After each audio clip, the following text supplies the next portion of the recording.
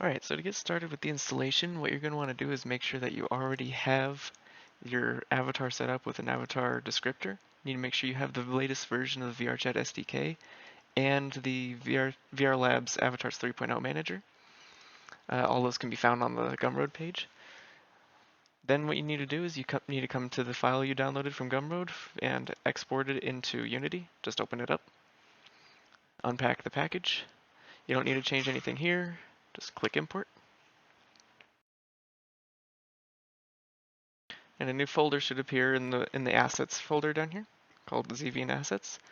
You open that up, go to the Xevian spell system, go to the prefabs folder, and drag that onto your avatar. Make sure it's not on your armature, it needs to be on the base avatar itself, right here.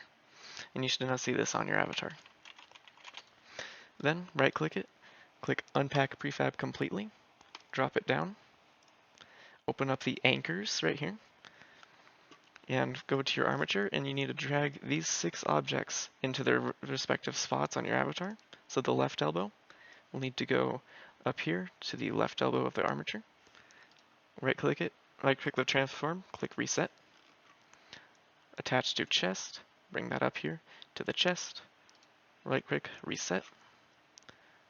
Attach to left hand. Left wrist, there we go. Reset. Right elbow. Reset. Right hand. Reset. And attach to head, last but not least, right there. Reset. Some of those might already show 0, but just reset them anyway to make sure. Now you can come to these anchors that you attach, like attach to left hand, and you can position it however you want. You can drag it around. It should rest right on the back of the palm, like here. You can move this around all you want. Just make sure you don't grab one of these, because that will break things if you move that around. Make sure you're moving this object, where it says attach to left hand.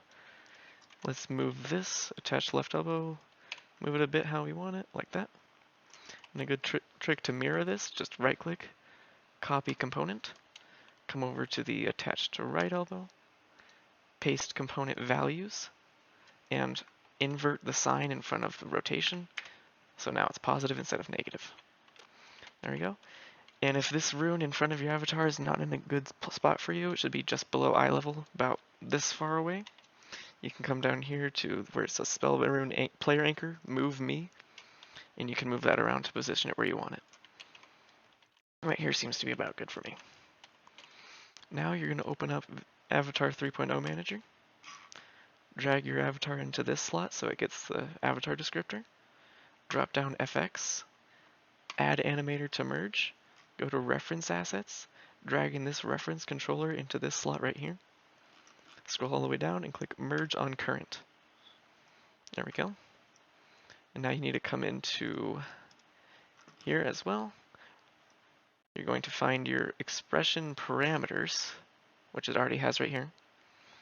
And you're going to scroll down to the bottom here and drag the reference parameters into this slot and click copy.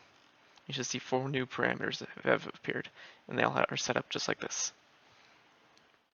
Now you're going to come to your avatar, scroll down in the descriptor until you find your menu. You can add this wherever you want. You're just going to make sure you add a control. Name it whatever you want. I'm going to call it spell system. Make sure it's a toggle, and it needs to control spell system master enable, just like that. And then you're going to come down into the spell system, drop down, where is it?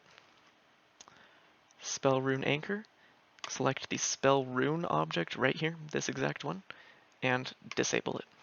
That's to make sure that it won't appear when you're trying to calibrate full body tracking or in the avatar preview.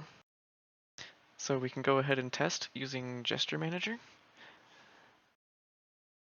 going to go ahead and launch play mode. If it doesn't work right, you need to make sure you go into extra and have is local enabled, just because of how it syncs, so across the network you need to make sure that's true. Toggle on spell system, create 2 fists. See the system spawns just like it should. And we can test out different gestures, make sure all the gestures work. Let's try one of these. Open the hands. System disappears.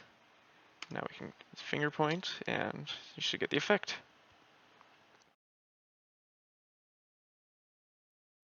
And you can try everything out just like you would in game. That's all there is to it.